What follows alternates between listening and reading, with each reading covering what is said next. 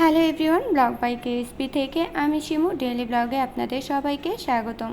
আজকে দুপুরে মন চাইলো একটু হালকা পাতলা রান্না করতে, তো সবগুলো ছিল মজার আইটেমই, কিন্তু একদমই লোভনীয়। তো আমি করেছিলাম পটল দিয়ে সরিষা। পটলটা কিন্তু আমি আস্ত দেইনি, এটা একটু মাঝখানে কেটে তারপরে এটা ভেজে রান্না করেছি। এই পটলটা কিন্তু খেতে খুবই মজার হয়েছে। আর সরিষা আর একটু ফ্রনের জন্য দিয়েছি জিরা আর কাঁচা লঙ্কা দিয়ে, তারপরে ওর মধ্যে আমি একটু জিরা বাটা সরিষা বাটা দিয়ে এখন এর মধ্যে দিব একটু হলুদ গুঁড়ো, একটু ঝালের জন্য শুকনো লঙ্কা দিয়ে মশলাটাকে কষিয়ে তারপরে ভেজে রাখা পটলটা দেব। পটলটা দিয়ে যখন একটু মাখো মাখো হবে ঠিক ওই সময় নামিয়ে নেব। এইভাবে পটল রান্না করে খেয়ে দেখবেন কত মজার হয়। আস্ত পটলটাও তো আমরা রান্না করি, ওটাও খেতে ভালো লাগে, কিন্তু কেটে রান্না করলে আরও বেশি মজার হয়।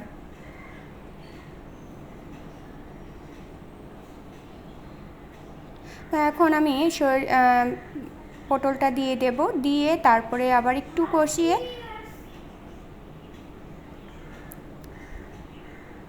মাখো মাখো হলে নামিয়ে নেব। আর এই পটল দিয়ে গরম ভাতের সাথে কিন্তু নিলে 1 প্লেট ভাত এই পটল সরিষা দিয়ে খাওয়া হয়ে যাবে।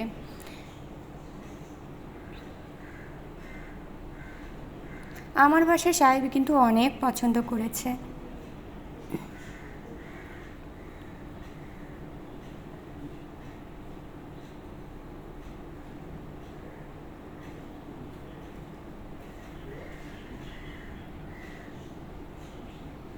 এখানে কিন্তু খুব বেশি ঝোল দেওয়া যাবে না, অল্প করেই ঝোল দিতে হবে, যেহেতু পটলটা ভাজা হয়েছে, ভাজার সময় কিন্তু অর্ধেকটা কুক হয়ে গেছে, তাই অল্প করে জল দিয়ে আমি এখানে ঢাকনা দিয়ে ঢেকে দেব।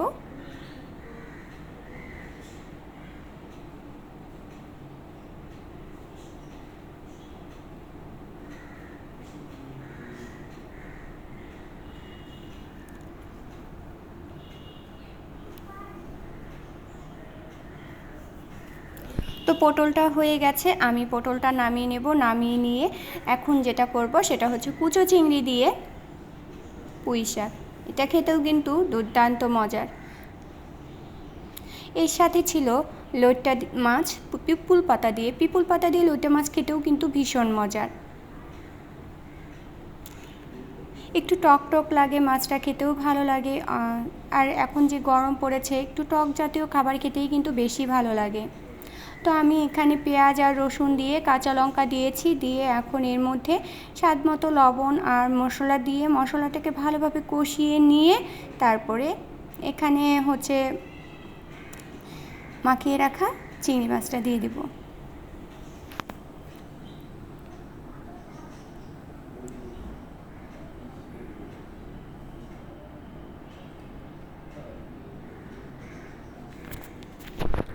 যারা আমার এই ভিডিওটা ইউটিউব চ্যানেল থেকে দেখছেন তাদেরকে অনুরোধ করব আমার চ্যানেলটা সাবস্ক্রাইব করে পাশে থাকতে। আর আমার ফেসবুকে পেজের নামও ব্লগ বাই কেএসপি। আশা করি আমার ফেসবুক পেজটাও আপনারা ভিজিট করবেন।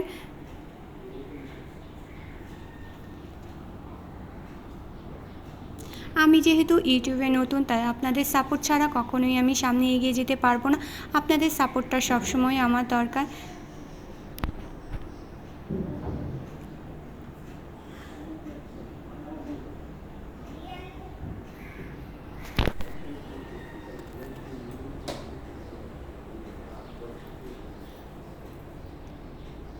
মশলাটাকে কিন্তু ভালোভাবে কষিয়ে নিতে হবে।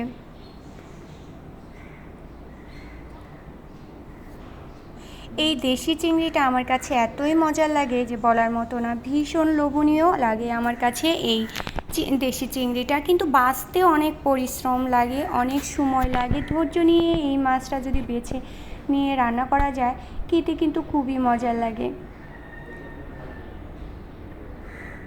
আমি প্রথমে ডাঁটিটা দিয়ে আমি এটা ভালোভাবে কষিয়ে নিয়ে এটা যখন সেদ্ধ হয়ে যাবে, তারপর একটু জল দিয়ে পাতাগুলো দিয়ে আমি আবার একটু মাখো মাখো হলে নামিয়ে নেবো। আর এটা কিন্তু একটু ঝোল ঝোল রাখবো, যেহেতু মাছ দিয়েছি, ঝোল ঝোল রাখলে কিন্তু খেতে বেশি মজার লাগে।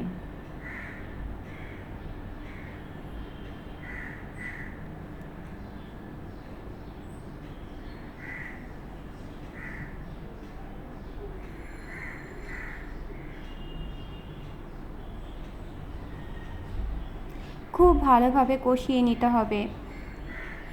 তো এখন আমি জল দিয়ে দিচ্ছি, বেশি জল দিইনি, অল্প জল দিয়েছি। আর শাক থেকে ঢেকে রাখলে অনেকটাই জল উঠে, তাই আমি এখন এখানে অল্প করেই জল দেব। দিয়ে আমি শাকগুলো দিয়ে দেব।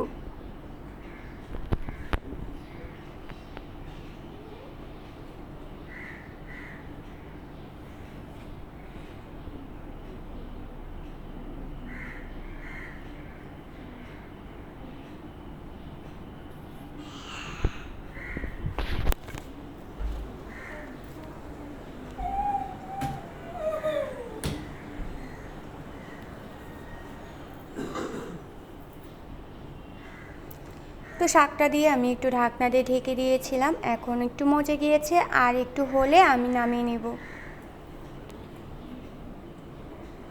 পুঁই শাক চিংড়ি মাছ দিয়ে খেতে কার কার ভালো লাগে আমাকে কমেন্টস করে জানাবেন।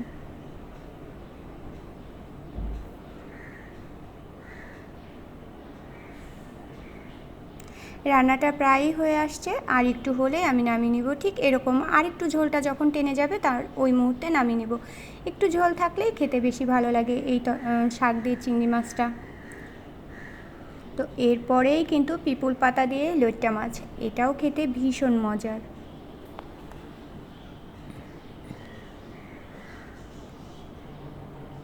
সেদিন খুব করে ইচ্ছে করছিল যে চিংড়ি মাছ দিয়ে পুঁই শাক দিয়ে খাবো আর পিপুল পাতা দিয়ে লইট্টা মাছ খাবো। তো হাজব্যান্ডকে নিয়ে বাজারে চলে গিয়েছিলাম, দুজনে মিলে পছন্দ মতো সব কিছু নিয়ে এসে পরে রান্না করেছি।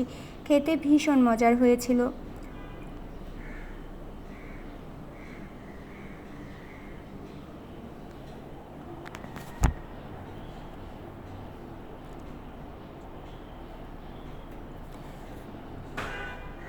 তো শাকটা হয়ে গেছে প্রায়, এখন আমি এটাকে নামিয়ে নেব। নামিয়ে নিয়ে লইট্টা মাছটা রান্না করে নিব।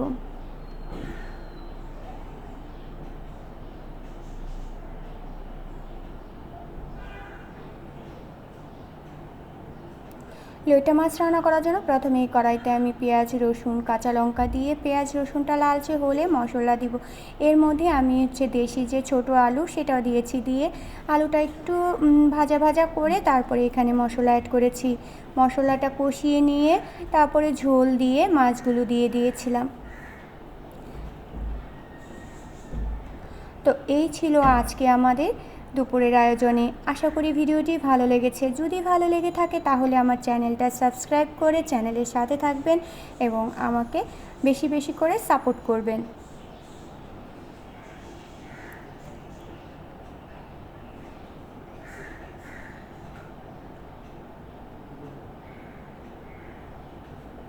এখানে আমি মশলার মধ্যে দিয়েছিলাম একটু রসুন জিরা বাটা, আমি জিরা বাটার জায়গায় রসুন বাটা বলে ফেলেছি। এখানে দিয়েছিলাম জিরা বাটা। আমি কিন্তু অধিকাংশ রান্নাতেই মশলা বেটে রান্না করি, গুঁড়া মশলাটা খুব কম দেওয়ার চেষ্টা করি।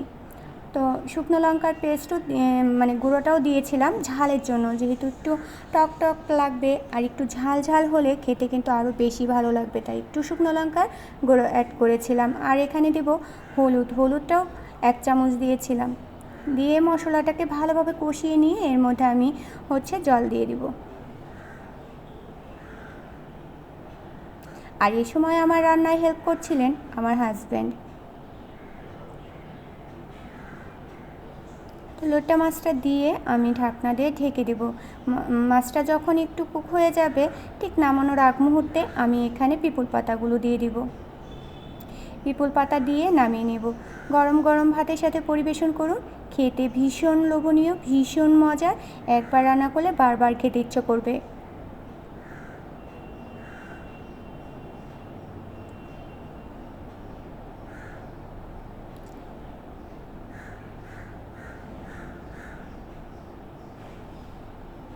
আর এটা তো মাছটা তো একটু নরম, তাই আমি এখানে বেশি নাড়ছি না। তাই না নেড়ে আমি এর মধ্যে মাছগুলো দিয়ে দেবো, কারণ মাছগুলো ভেঙে যাবে, সেই কারণে আমি মাছগুলোর মধ্যে বেশি নাড়াচাড়া দিচ্ছি না।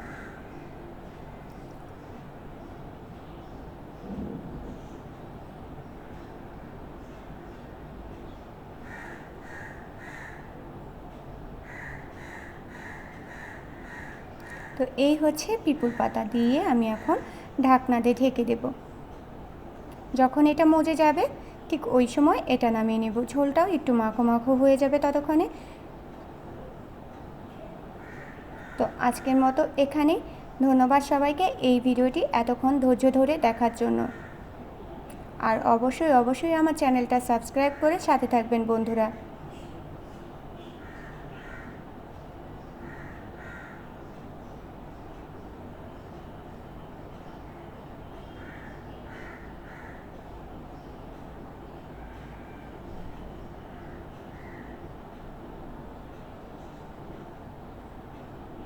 এই তো হয়ে গেছে। এখন নামিয়ে নিয়ে গরম গরম ভাতের সাথে পরিবেশন করব।